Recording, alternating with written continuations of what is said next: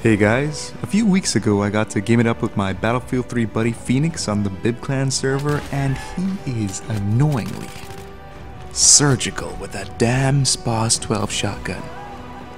Phoenix is a cool dude, a link to his channel in the description, and I was able to squad up with Nathy of Collins Angels in this TDM match where I died 41 times. Probably more since I got revived once or twice, but this is the best TDM match I've ever had. But remember, I'm Average Adversary, not Sergeant Enigma, so when I say best TDM, don't expect the most amazing gameplay ever. It was alright. Anyways, before you type comments like, dude, revive your teammates, bro. I don't revive people often in TDM because when I do, I'm usually stabbed in the back or weird stuff happens. Sometimes things go smoothly, but that's pretty rare for me. Now, I've been looking at upcoming game releases for PC, and a few titles I'm looking forward to later this year and early next year are Borderlands 2, Resident Evil 6, Transformers Fall of Cybertron, Torchlight 2, Tomb Raider, and Crysis 3. In every single one of those games, I will be able to shoot my enemies and dish out other methods of attacks. IGN has a wiki on some of the best free-to-play games for 2012, which piqued my interest, and I realized majority of these titles are first-person shooters, and the rest contain some form of fighting mechanics. When I look back at my gaming history, only a few titles I played were completely violent-free, such as Tetris, Wii Tennis, and Solitaire. I'm sure there's more, but I guess they weren't that memorable. It's not coming to me right now. It'll probably come later. Now, if you look at the ESRB rating chart for 2010, only 5% of games released that year were rated M for mature, while 55% of those games were rated E for everyone. A year later, the ESRB rating chart for 2011 shows 9% of games released were rated M for mature, while 45% were rated E for everyone. Looking at those figures, you might think, obviously more non-violent games are being made, but consider this.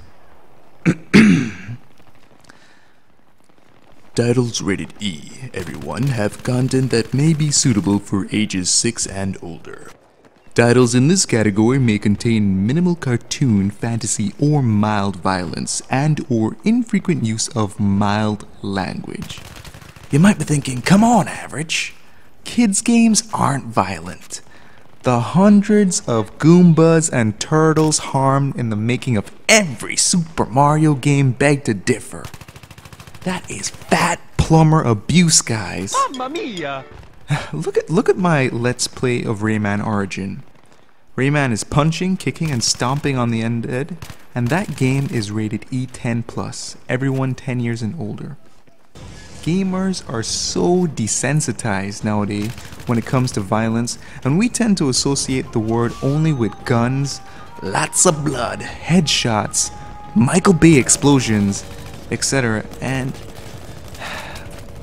what I'd like to know, but I'm too lazy to look up, is how many of these rated E games released have no violence whatsoever, like the Tiger Woods series, versus games like Kamikaze Big Killers, actually known as Angry Birds. Regardless, it has always seemed fine with parents, politicians, the general public, and the ESRB for a controlled, minimal amount of violence to be included in video games. Perfectly fine to expose kids to these games. So many different generations growing up with Super Mario like I did with the NES games. Of course, the younger generations are exposed to graphically superior versions of our favorite plumber, but as I mentioned before, the series does contain a certain degree of violence. If you go beyond games, other avenues of entertainment are similarly releasing content with violence. If you look at books, I had to read Shane in high school, which had very descriptive fight scenes for my imagination to run wild. If you look at movies, Forget your straight up action flick. Look at drama, thrillers, horror, comedy, romance, even rated general audience or parental guidance, which is rated G or PG, animated movies. Many of them portray violent scenes. When Jim Carrey beat the crap out of himself in the courtroom restroom in Liar Liar, I'm kicking my ass, do you mind? That was pretty funny, but that was violent.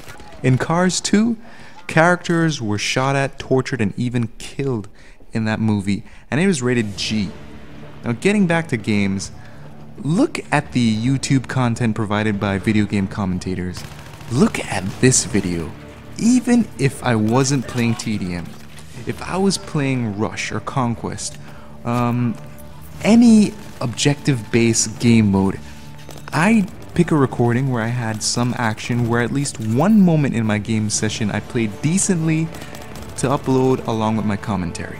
Why? Because I presume that is what entertains my audience, because that's what entertains me. I like watching action-filled gameplay from other YouTube commentators. I could be mistaken. Maybe you want to watch me cap flags, arm MCOMs, and walk around with minimal enemy encounters, but I have my doubts on that. This makes me wonder if humans, at our core, have violent affinities. Hey, I'm not a psychologist who understands the human mind. I'm not a sociologist who studies human social behaviors. I'm not a historian who would have knowledge of past incidences to analyze whether or not people truly have a natural liking towards violence. Maybe none of you guys are either, but I'd love to read your comments on this topic.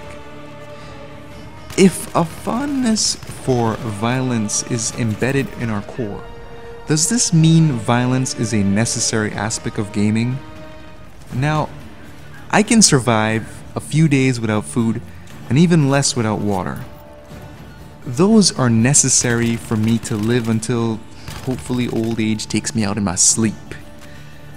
Gamers can enjoy a few non-violent titles like Tetris, etc., but to keep people interested in playing and purchasing titles being released, and to keep the entire gaming industry alive, is violence a necessary aspect for gaming? Or do you think, while it's a popular aspect, it is not necessary to keep people interested in reading books, watching movies, or playing video games?